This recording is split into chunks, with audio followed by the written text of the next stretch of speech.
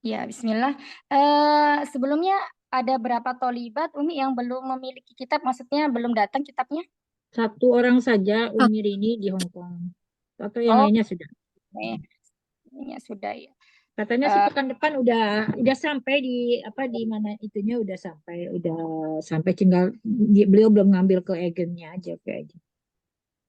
iya, ya, sebentar. Ini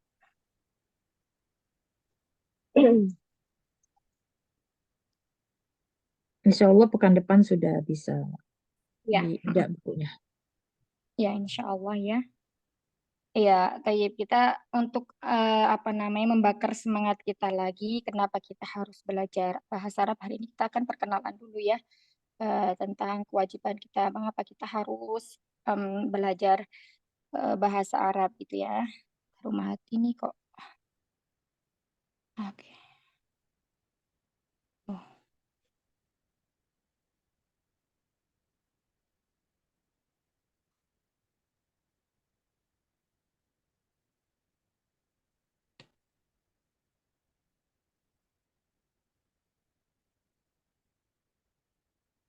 Hmm.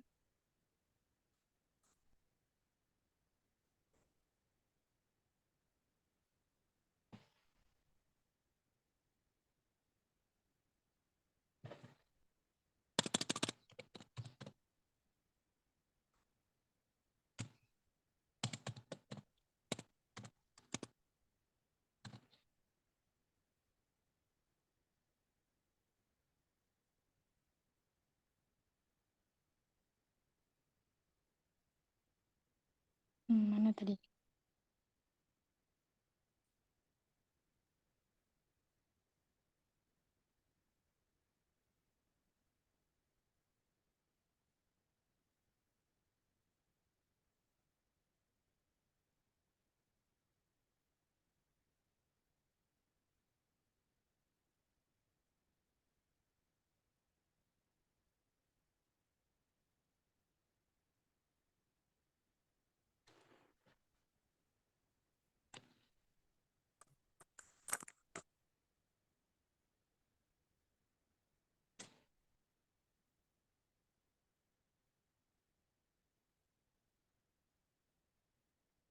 Iya. eh, Bismillah. Nah, ini ya tadi yang seperti yang saya sebutkan, yakni pentingnya mempelajari bahasa Arab. Yakni yang pertama itu bahasa Arab adalah bahasa Al-Quran. Ya, kitab suci yang setiap hari kita baca, kemudian kitab suci yang setiap hari kita tadaburi, kitab suci yang mana yang telah kita baca, yang kita tadaburi, kemudian semoga Allah memberikan kemudahan kita untuk mengamalkan apa yang sudah kita baca. Nah, seperti itu. Dan kemudian yang kedua bahasa Arab adalah bahasa as-sunnah, yakni sunnah di sini hadis ya, hadis Nabi, hadis Rasulullah SAW. Nah, di mana ketika kita tidak memahami bahasa Arab, ibaratnya mustahil kita bisa mengetahui maknanya.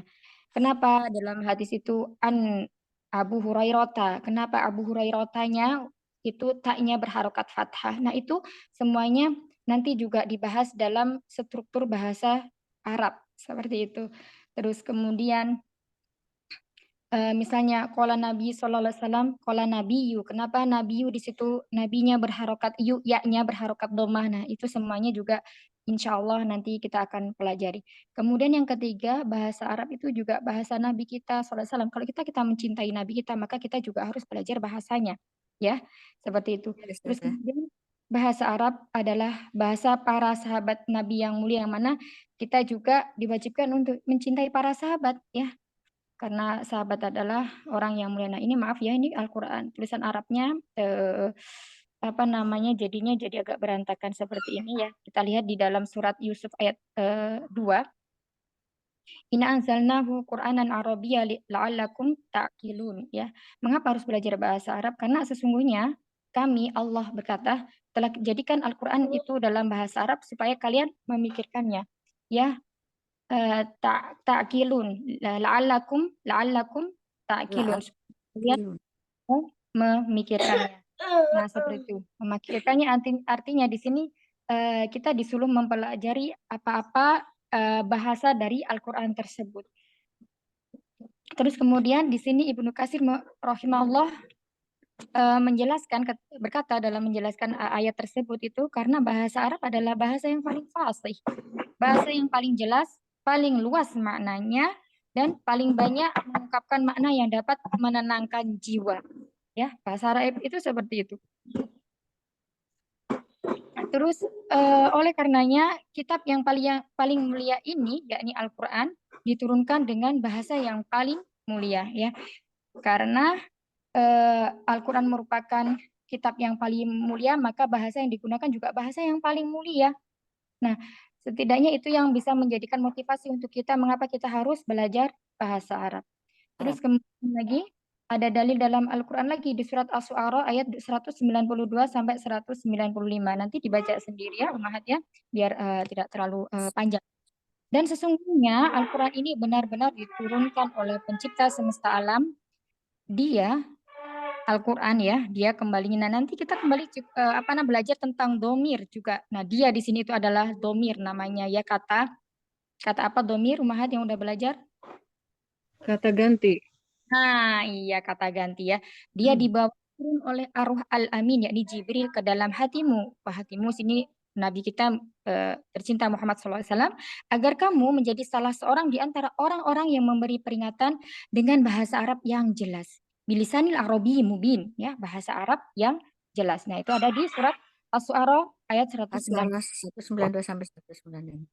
Ya, iya, Umi.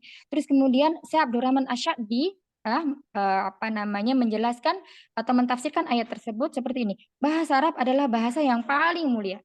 Bahasa Rasul yang diutus kepada mereka dan mereka itu siapa ya? Umatnya dan menyampaikan dakwahnya dalam bahasa itu pula.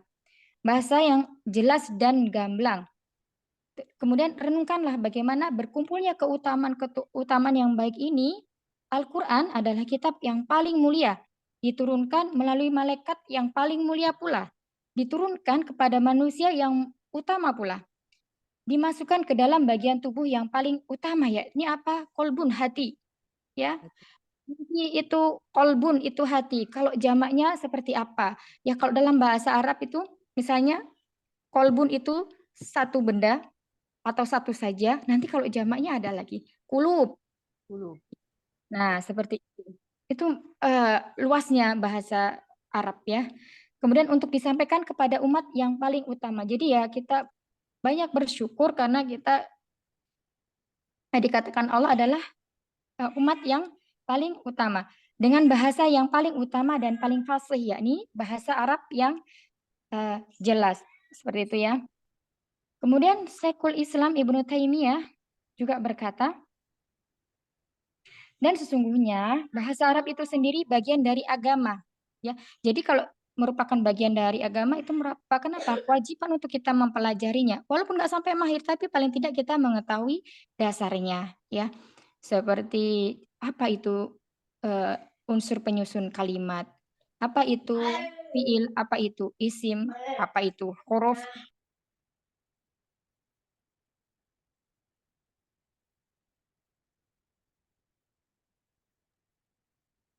Nah, kemudian hukum mempelajarinya adalah wajib karena memahami Al-Quran dan As-Sunnah itu wajib ya. Walaupun sekarang juga dalam Al-Quran ada terjemah bahasa Indonesianya. Akan beda rasanya ketika kita membaca Al-Quran dengan mengetahui maksud yang terkandung dalam Al-Quran dengan membaca terjemahnya. Paling tidak misalnya dalam satu ayat ya, satu ayat itu kita mungkin ada 4 atau 5 kata yang bisa kita pahami.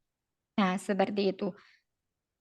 Terus kemudian dan keduanya tidaklah bisa dipahami kecuali dengan memahami bahasa Arab. Ya, kita nggak mungkin bisa memahami Al-Quran dan As-Sunnah, yang mana Al-Quran dan As-Sunnah itu menggunakan bahasa Arab tanpa kita memahami bahasa Arab itu sendiri.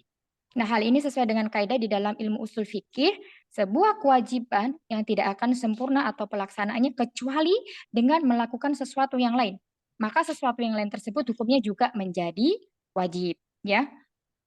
Namun di sana ada bagian dari bahasa Arab yang wajib ain dan ada yang wajib kifayah. Maknanya itu ketika ada dalam suatu tempat ada seorang ustadz mungkin ya yang sudah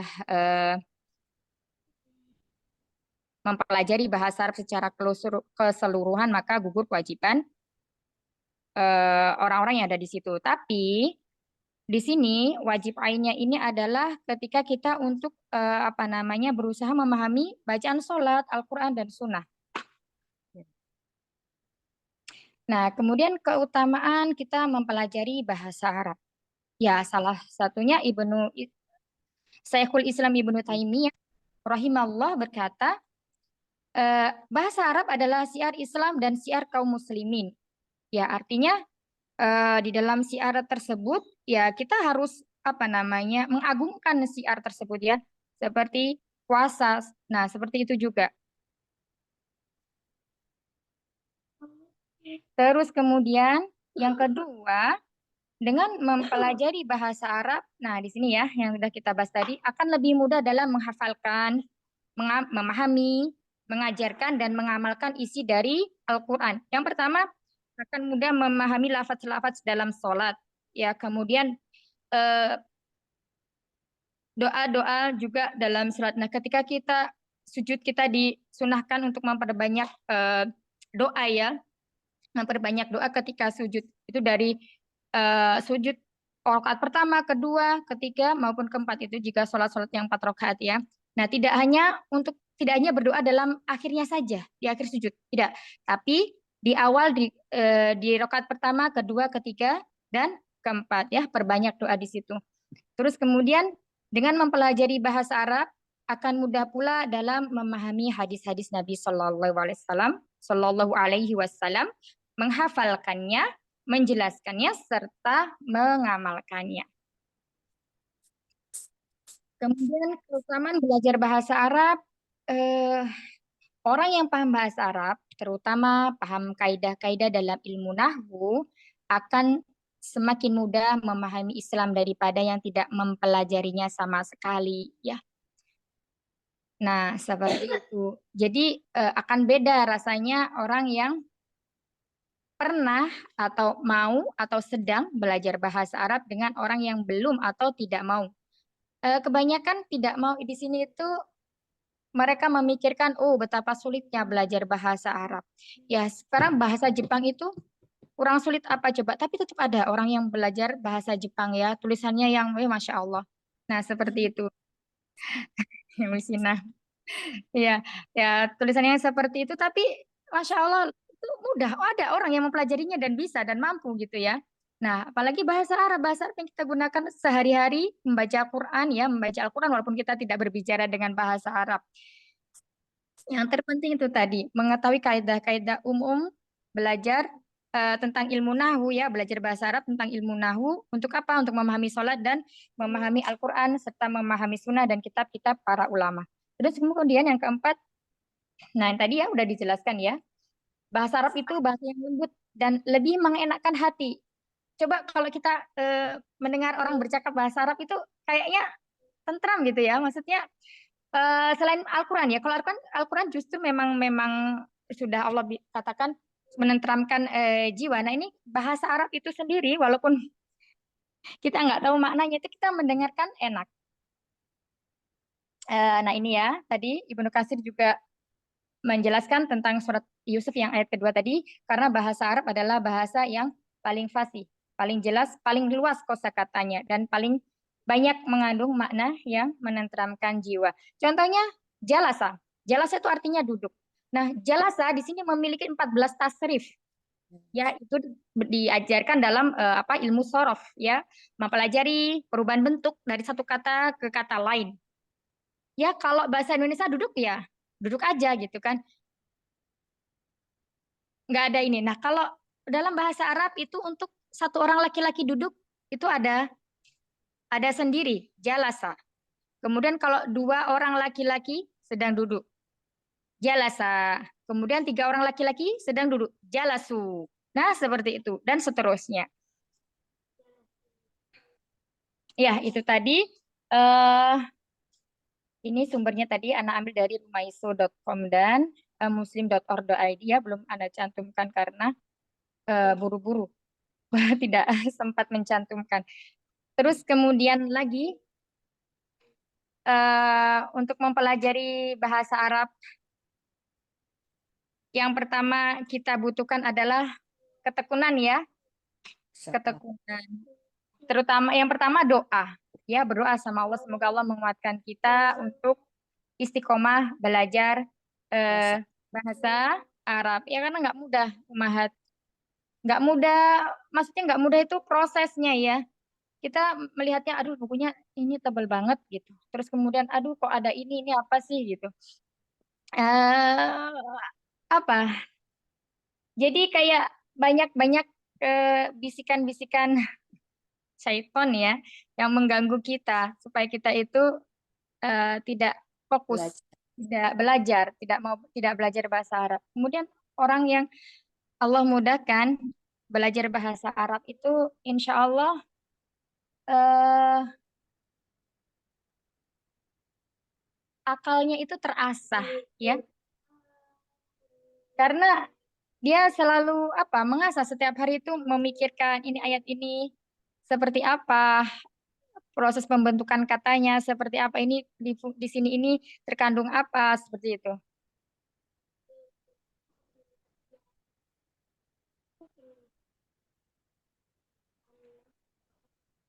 Iya, sampai sini ada yang mau ditanyakan mukadimahnya, nanti kita akan lanjutkan di slide berikutnya. Wah, ya, semoga Ana berharap dari di sini ada 18 dikurangi 2 16 ya.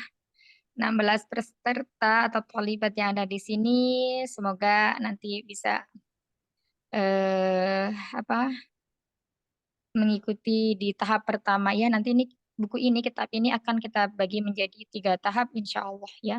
Yang pertama itu dasar pengetahuan tentang apa aja yang menjadi penyusun kalimat, sebuah kalimat seperti itu. Terus kemudian nanti di jilid-jilid berikutnya agak lebih kita butuh concern lagi ya. Tapi tidak apa-apa, jangan takut, insya Allah mudah. Yang penting istiqomah, diikuti terus pelajarannya, jangan sering absen. Karena kalau absen cuma dengar rekaman, terkadang itu kita nggak ada timbal balik tanya jawab seperti itu. Kadang kita mau apa bertanya dalam mendengarkan rekaman itu agak ini ya, nggak live gitu loh, nggak langsung dijawab. Nah, seperti itu. Ya, terus kemudian di sini ya, ini contoh aja ketika kita mempelajari eh, nahwu ya. Pernahkah kita berpikir kenapa ada beberapa kata yang sama dalam Al-Quran tetapi memiliki harokat akhir yang berbeda? Nah, ini nanti dipelajari dalam ilmu nahwu. Terkadang berharokat domah, fathah, atau kasroh. Atau nanti itu ada sukun ya kalau untuk fiil. Meskipun untuk kata yang sama. Ya, contohnya di sini lafaz Allah dalam kata basmalah, bismillahi. Nah, di sini haknya ini harokatnya kasroh ya. Terus kemudian bismillahirrohmanirrohim. Terus kemudian yang kedua lagi ada dalam ayat kursi lafaz Allah berharokat dhammah. Allahu. Nah, ya, diingat tadi bismillahi, sekarang Allahu. Allahu la ilaha illa huwal hayyul qayyum la ta'khudhuhu sinatun wa la naum. Nah, di sini yang pertama tadi bismillahi harokat kasrah, kedua tadi dhammah Allahu. Terus kemudian dalam ayat lain lafaz Allah berharokat fathah. Ya ayyuhalladzina amanu. Ya ayyuhalladzina amanu sta'inu bis sabri was shalah. Innallaha. Nah ini ya. Innallaha ma'as sabirin. Nah ini harokatnya fathah. Ya. Innallaha. Terus kemudian. Nah, perubahan harokat di atas itu tidaklah sembarangan ya. Terdapat kaidah yang mengatur perubahan harokat pada akhir kata tersebut. Nah, kaidah ini nanti akan dibahas dalam ilmu nahwu ya. Bismillahi contohnya dulu. Kenapa dia haknya di situ harokatnya kasroh? Karena didahului oleh huruf jar. Yakni apa? Bi. Bi di sini maknanya ada beberapa makna ya. Contohnya kalau yang di bismillah itu adalah maknanya qasam atau sumpah ya dengan menyebut nama Allah. Bismillahi. Nah, seperti itu. Nah, kemudian yang kedua tadi ada berharokat domah yakni lafaz Allah Allahu la ilah. Nah, Allahu la ilaha illahu itu sebagai eh, mubtada di Ada. awal kata. Ya, makanya dia berharokat domah. Terus kemudian yang terakhir tadi innallaha. Kenapa Allahnya berharokat fathah? Karena dia didahului oleh huruf inna. Inna.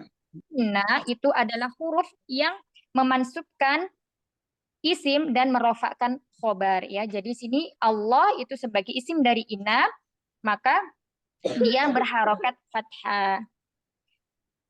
Kemudian apa itu ilmu nahwu dan mengapa kita harus mempelajarinya ya? Ya, ilmu nahwu adalah salah satu cabang ilmu bahasa Arab yang membahas tentang bagaimana menyusun kalimat yang sesuai dengan kaidah bahasa Arab. Seperti perubahan harokat. Jadi dia itu mempelajari perubahan akhir harokat dari sebuah kata. Huruf terakhirnya. Ya, huruf terakhirnya. Terus terdapat kaidah yang mengatur perubahan harokat akhir kalimat tersebut. Jika kita tidak tidak memperhatikan kaidah-kaidah, maka kesalahan dalam pemberian harokat itu dapat mengubah pelaku menjadi korban atau sebaliknya. Ya, jadi fatal sekali. Misalnya dalam apa ya contohnya? Bentar, anak di Al-Quran dulu.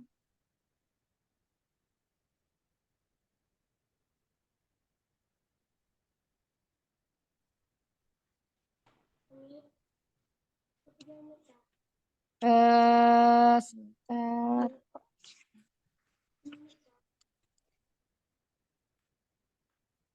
Di sini ada nggak ya? Nah, kalau di sini sebuah kata ya, kalimat yang nggak ada dalam Al-Quran ini, misalnya Doroba Zaidun Bakron. Nah, ketika dalam suatu kalimat seperti ini, ya, di sini kita membacanya failnya dulu. Jika ada fiil, maka pasti ada fa'il. Fiil itu kata kerja, secara mudahnya ya, kata kerja yang terikat oleh waktu. Kalau fa'il itu adalah pelaku. Nah, Pelaku.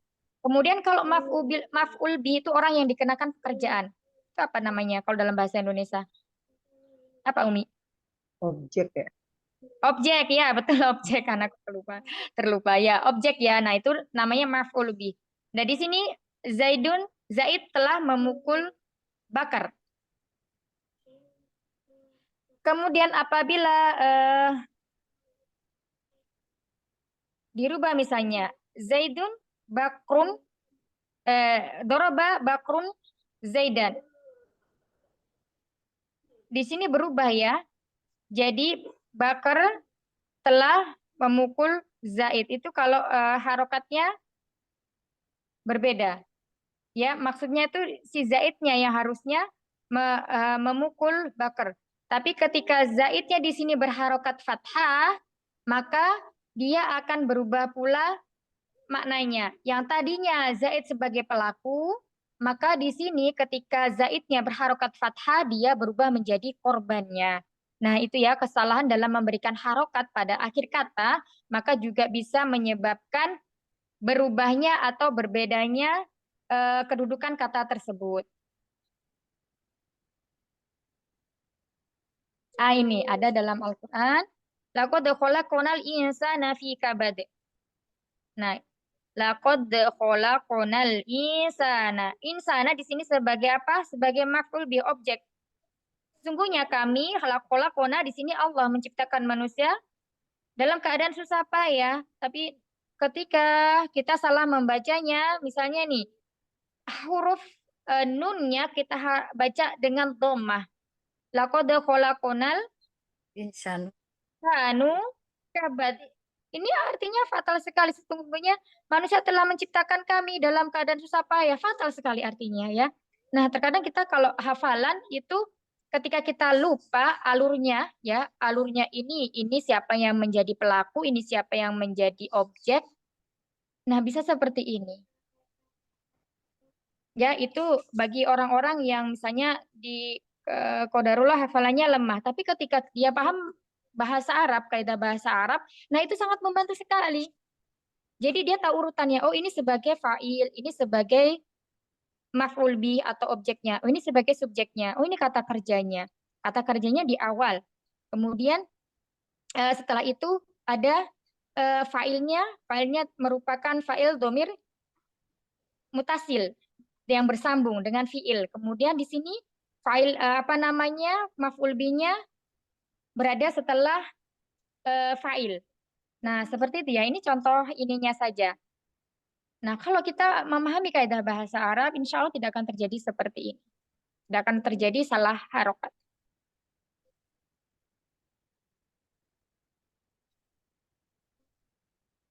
Nah, kemudian selain ilmu nahwu ini, ilmu lain yang wajib dipahami untuk pemula adalah ilmu sorof. Kita belum ya, belum buka kelas ke sana, tapi nanti ada kan sedikit selingan gitu untuk memahami sorof. Sorof ini sama dengan tasrif. Ya, tasrif itu seperti yang tadi Ana jelaskan di awal-awal itu misalnya jalasa. Jalasa itu ada 14 tasrifan ya, dari domir huwa humahum, hiya humahunna, anta antuma antum, anti antuma Nanti antun, antum nah, semua ditasrif dalam kata yang berbeda. Nah, sorof ini memang untuk pertama itu ya walaupun kita belum bisa menghafal, paling tidak kita memahami dulu. Kalau untuk domirnya satu orang goib, satu orang goib itu artinya orang ini tidak ada di depan kita ya. Orang kata ganti orang ketiga berarti huwa. Nah, laki-laki berarti menggunakan apa? Jalasa. Jalasa ya. Kalau orang laki-lakinya dua tidak ada di depan kita, kata gantinya orang ketiga menggunakan apa? Jalasa. Sanya setelah sinnya itu ada alifnya. Itu menunjukkan dua orang. Nah, kemudian dengan mempelajari kedua ilmu ini, maka kita dapat mengetahui dan memahami bagaimana cara membuat kalimat yang sesuai dengan kaidah bahasa Arab resmiah. Karena sekarang juga bahasanya bahasa amiyah ya. Bahasa Arab Fusha itu mulai ini apa namanya? Kadang banyak kalau dalam pasaran itu ya, itu banyak sering yang dipakai itu apa? Bahasa amiyah. Nah, seperti itu. Terus kemudian ini apa namanya bahasa ini lagi ya mengenai bahasa Arab. Adapun apabila kita ingin membuat kalimat yang indah, baik dari segi susunan, kemudian pemilihan kata, terus maknanya dan tinggi nilai sastranya, maka kita perlu mempelajari cabang ilmu bahasa Arab yang lain. Ya, seperti ilmu apa? Ilmu balaghah, ya ini keindahan bahasa. Nah, ini tingkatannya udah di atasnya nahwu sorof. Nah, kunci untuk bisa ngikutin ke ilmu yang berikutnya ini ya harus memahami dulu kaidah ilmu nahwu dan sorof. Kemudian ada ilmu ma'ani, memahami teks sesuai konteks ya, seperti itu. Terus kemudian ada ilmu arut, yakni syair bahasa Arab ini, masya Allah ini indah sekali. Banyak, pokoknya ibaratnya bahasa Arab itu adalah kunci, modal utamanya kita untuk membuka cakrawala ilmu-ilmu yang lainnya. Nah, ini ya urutannya. Kalau sorof itu ilmu tentang perubahan kata dari satu bentuk ke bentuk lainnya. Terus kemudian kalau ilmu nahu itu ilmu tentang penyusunan kalimat yang benar sesuai dengan kaidah bahasa Arab. Jadi untuk mengetahui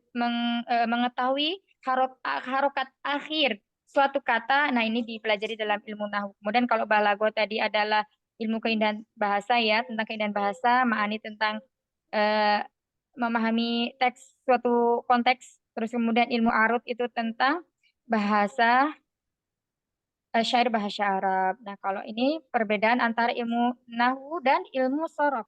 Kalau ilmu sorof itu fokus pada perubahan bentuk dari satu kata ke kata yang lainnya atau ke bentuk lainnya.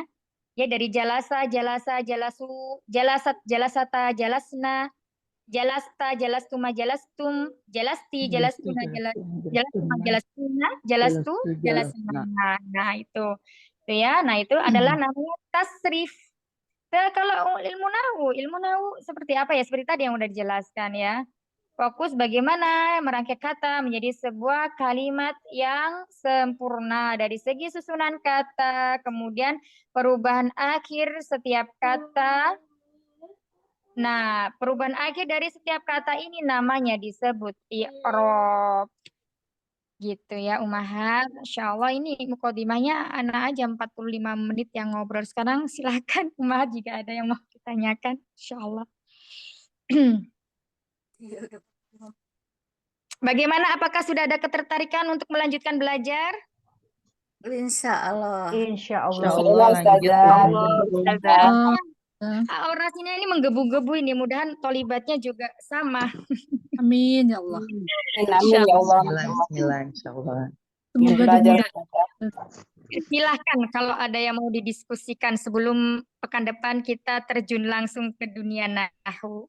Ahlan wa sahlan. Boleh Ustazah mau nanya. Iya Umi, Umi Eyang Ma ya? Masya Allah. Siap. Eyang Ma. Eh, Apa Eyang Ma ini? Umi Endra apa Eyang Ma? saya Eyang. yang saja. Iya. ya, saya Eyang. izin. Saya sudah ikut tamyiz. Masya Allah. Tapi mana Tapi- pelajarannya Umi?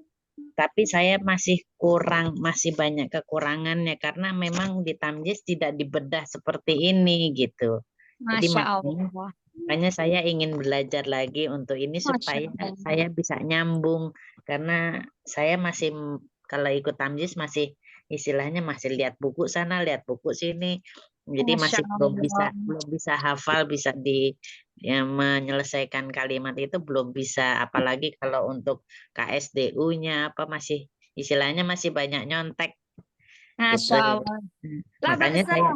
Masya Allah. saya ingin seperti apa gitu pelajaran nahu ini untuk supaya saya memudahkan belajar tamyiz lagi. Makasih. Masya Allah. Kalau tamyiz itu Umi kalau boleh tahu apa aja di situ yang ini dipelajari Umi? Iya sama fiil, isim, harf, tapi terus kosakatanya dibagi-bagi, hurufnya dibagi-bagi dengan laduni, dengan menyanyi. Oh, Masya Allah. Iya, Iya. biasanya kalau dengan lagu itu kita itu kayak gampang inget ya. Iya, Cuman anak ini nggak huruf. pandai nyanyi, jadi nggak bisa ngajarin. Iya, hurufnya Oh, dibagi gitu. sampai 26, dibagi kelompok, tapi ya dengan lagu tertentu. Terus KSDU-nya ada kosakatanya sendiri, ada lagunya sendiri, seperti itu. Tapi saya belum bisa menarik intinya gitu loh. Oh, baik. Ya. Jadi Selama mungkin ini Umi, selama ini Umi ketika membaca Al-Quran ada nggak? Maksudnya ini kenapa ya kok yang mudah aja ya Bismillah terus Bismillahirrohmanirrohim ini kenapa kok Bismillahi haknya kok dom kasroh kemudian setelahnya ar-Rahmani ninya juga kasroh kemudian itu yang ar-Rahimi tidak dapat dibahas, yang tidak oh dibahas. Masya Allah Jadi ya. kalau bi artinya dengan, bi itu bijari, huruf 1. Asma tuh asma, nama. Allah tuh Allah, isim nama, gitu aja. Jadi pahamnya. Tapi kenapanya saya belum dapat. Ya Masya Allah Ya. nanti pelan-pelan ya Umi ya. Tapi udah punya dasar bahasa Arab ya Masya Allah. Sudah jadi ibaratnya sudah ada isinya dulu gitu. Nanti tinggal merangkai puzzle. Misalnya Umi sudah punya puzzle A sampai C ya. Nah nanti B-nya misalnya masih kosong. Nah nanti diisi di situ C-nya. Kemudian Umi sudah punya puzzle di F. Kemudian D-nya masih kosong. Nah nanti bisa diisi di D situ. Jadi nanti Umi itu insya Allah bisa menyimpulkan sendiri ilmu yang didapat dari guru ini seperti ini, ilmu yang didapat dari guru ini seperti ini itu bisa dirangkaikan, bisa dikesinambungkan. Masya Allah. Insya Allah saja. Semoga istiqomah ya, Umi. Masya Allah, barakallahu. Masya Allah. Jazakillah khair. Wa jazakillah khair. Ya, Taib Umahat di sini ada yang belum pernah sama sekali belajar bahasa Arab. Saya Ustazah. Saya Ustazah. Kak Umi Vita. Coba raise hand yang belum pernah belajar bahasa Arab. Ayo. Jadi biar harus tahu. Kalau misalkan semuanya ngomong bergema. Siapa tadi? Umi Rini, Masya Allah. Terus Umi Adianti. Ya. Ada lagi? Saya Ustazah. Tuti Vita coba di itu. Di raise hand. Masya Allah. Tiga ya. Tadi Umi Vita Tiga. juga belum ya? Umi Ida kan Iya, udah di saya juga kelas. belum pernah Ustazah. Yang nahwu ini belum saya. Saya Fitri juga ini Umi belum kalau Ida. ilmu nahwu mah. Sama Umi. Iya, tapi Umi Ida udah belajar di sebelah ya, Masya Allah. Enggak, maksudnya Iya. yang baru kali ini terjun, maksudnya baru pertama kali belajar. Maksudnya belum dapat isian sama sekali gitu tentang bahasa Arab itu kayak mana. Belum sama sekali. Uminya juga belum. Masya Allah. Taib, ya. Berarti Belum 5 orang. Ustazah. Berarti 5 Eh, orang saja. ya, nanti ya semoga Allah mudahkan kita untuk mempelajari bahasa yang mulia ini ya, insya Allah Ta'ala sampai selesai. Paling enggak ini di tahap pertama itu tuntas ya, karena kitabnya nanti dibagi ketiga, ya gitu. Misalnya, tapi ya mudahan Allah mudahkan semuanya untuk sampai selesai satu kitab kita semuanya ya. Nah seperti itu. Iya, ada lagi yang mau bertanya? Saya masih bingung nih Ustazah, saya mau bertanya Ustazah. Masih bingung, Boleh. ilmu sorof itu fokus pada perubahan kata dari satu bentuk ketentuan lainnya. Bentuk yang lain Kan itu apa? ke- Misalnya ketik bisa ke itu bentuk yang lain. maksudnya bagaimana? Kalau ilmu nahwu kan jelas ini fokus pada bagaimana merangkai kata menjadi sebuah kalimat yang sempurna. Nah, itu Iya. kan udah jelas. Tapi kalau ilmu tadi mana? Oh, udah ini ya. Sebentar ini mau kasih contoh Yang di atasnya itu, maksudnya bagaimana saja? yang Masih belum tasrif paham. ya, huruf ya. Ya, yang Yang sorof. atasnya, ilmu nahunya ya, ilmu sorofnya udah jelas yang Kalau bahasanya. Ilmu nahunya itu agak sedikit ngamblang bahasanya, jadi masih belum paham. Maaf ya, saja. jadi kayak tadi itu misalnya, oh sebentar.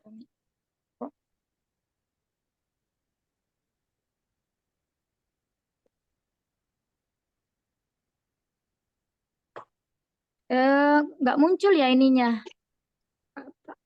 Enggak. tulisan Iya, ininya. belum Enggak. muncul. Oh iya berarti ya kayaknya nggak bisa dipakai ini dia. Sebentar. Udah muncul.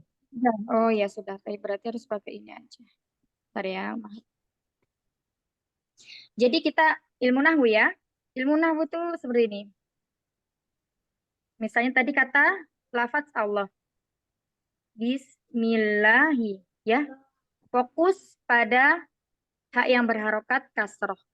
Nah, ini terus kemudian tadi Allahu.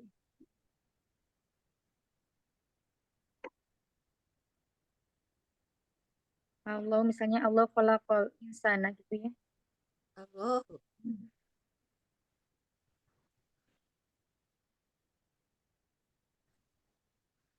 Loh, astagfirullah.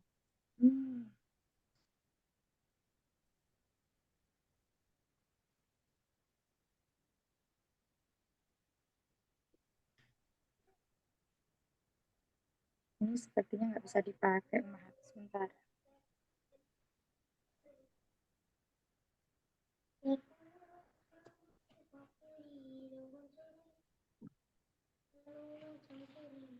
Bentar ya, maaf.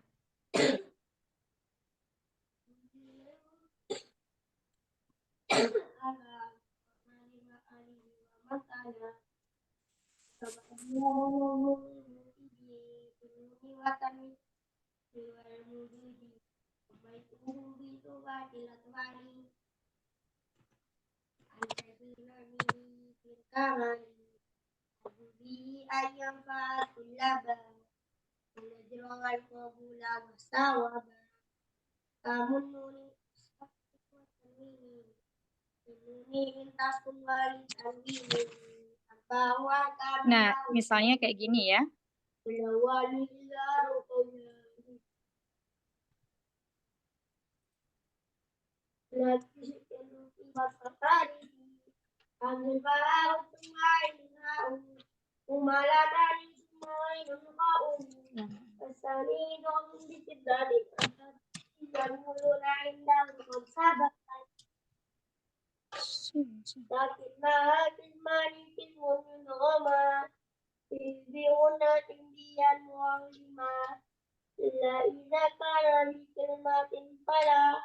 Nih, bismillahi. Kemudian Allahu khalaqona.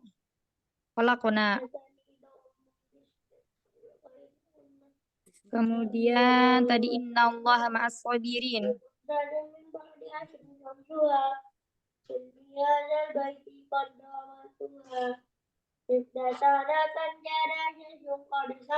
Innallaha. Nah, sekarang fokus di lafadz Allah, Allahi, Allahu, dan Allah ya. Nah, ini namanya perubahan harokat pada akhir kata. Ini namanya nahwu i'rab namanya. I'rab. Nah, ilmunya disebut ilmu nahwu. Jadi ilmu nahwu ini ilmu yang mempelajari gampangnya ya, mudahnya ya supaya bisa kita cerna. Ilmu yang mempelajari perubahan akhir harokat suatu kata. Sampai sini Umi Sina paham? Ya, Ustazah. Insya Allah ya. Nah, terus Insya Allah. kemudian kalau huruf apa? Ini misalnya kholakona. Nah, kalau kholakona ini merupakan dari sorof. Ilmunya, ilmu sorof atau tasrif. Nah, tasrif dari kholakona ini tasrif yang ke-14. Dari domir apa? Nahnu. Ganti nahnu. Nah, seperti itu. Ini mudahnya. Jadi, kenapa? Jadi ilmu nahwu itu kenapa ini lafadz Allah ini berharokatnya kasroh di bismillah? Karena apa? Karena awalnya ini dia didahului oleh huruf ba. Dan Allah di sini adalah sebagai mudhof ilai dari ismi. Masih ingat pelajaran sebelah mudhof ilai? Mengikuti. Ya, insya Allah masih ingat ya, Misina ya.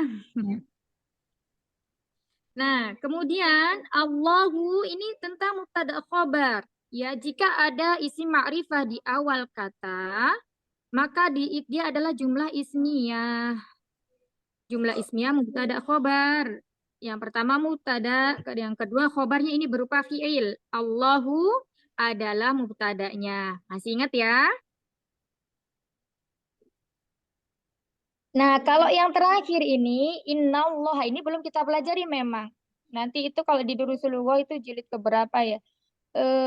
Kedua kalau nggak ketiga itu. Nah, seperti itu. Inna ini adalah huruf yang masuk ke dalam mubtada khobar yang fungsinya adalah memansubkan, menasobkan isim dan merofakkan khobar. Seperti itu. Awalnya sebelum dia dimasuki inna ini menjadi Allahu ma'as sobirin. Harokatnya dhammah karena ada isim, ada huruf inna ini yang masuk, maka dia menjadi nasab. Nasabnya dengan fathah karena isim mufrad. Nah, seperti itu.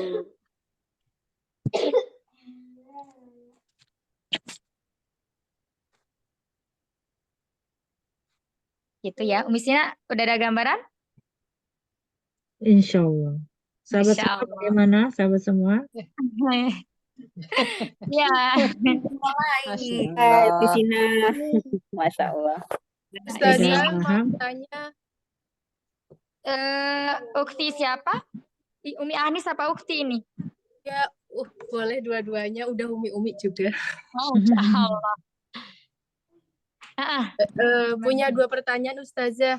Apakah tadi Ustazah kan bilang yang dimaksud dengan bahasa Arab Amiyah sama bahasa Arab Fushoh itu perbedaannya apa? Sama yang kedua, apakah belajar bahasa Arab itu kita harus syarat utamanya itu hafal banyak kosakata? Karena mengingat tadi Ustazah bilang bahwa bahasa Arab itu memiliki makna yang luas. Gitu aja Ustazah Masya pertanyaan. Allah. Barakallahu fiik, Masya Allah. Ya, bahasa fusah dan bahasa amiyah ya. Kalau fusah itu bahasa Arab. Maksudnya Al-Quran, hadis itu bahasa fusah. Terus kemudian kalau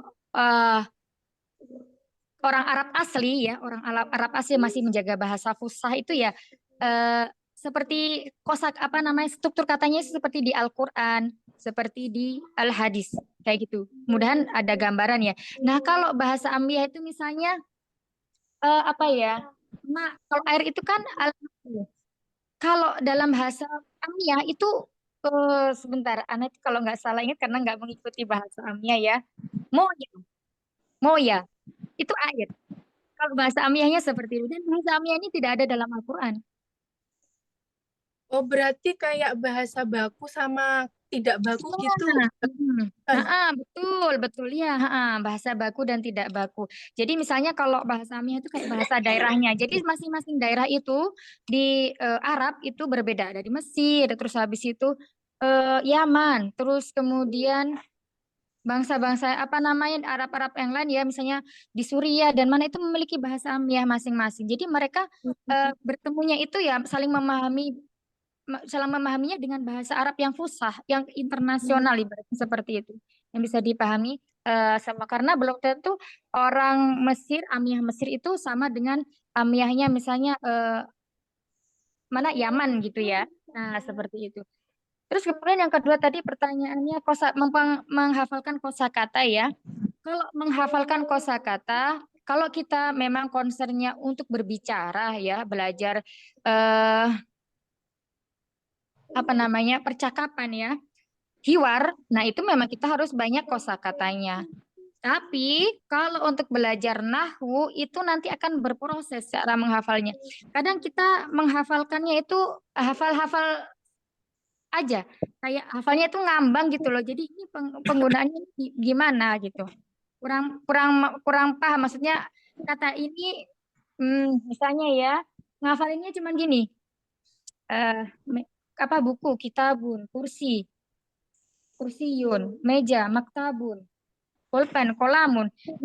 Ya kita menghafalnya seperti itu nanti ketika dia menjadi mubtada, isim di awal kata atau kemudian dia nanti misalnya didahului huruf jar itu kalau kita nggak ngerti nggak paham kaidahnya itu juga akan bingung memberi harokat pada yun, kolamun dan sebagainya.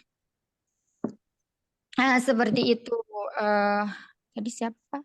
Umi Anis ya, insyaallah. Terima kasih Ustazah jawabannya. Barakallahu fikum jami'an.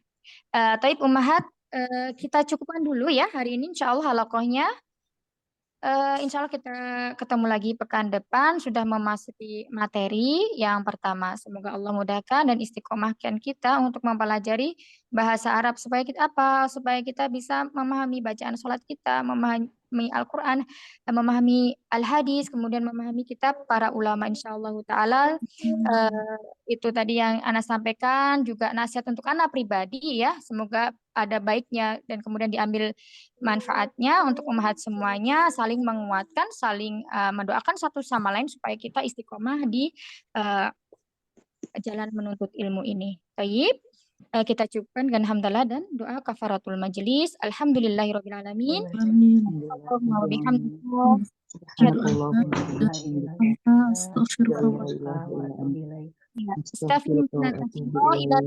insyaallah ta'ala sihah wal afiyah amin ya rabbal alamin. Ya, assalamualaikum warahmatullahi wabarakatuh. Waalaikumsalam warahmatullahi wabarakatuh. Jazakallahu khair Ustazah. Jazakallahu khairan kasiran Ustazah. Barakallahu fikum. Sampai ketemu pekan depan.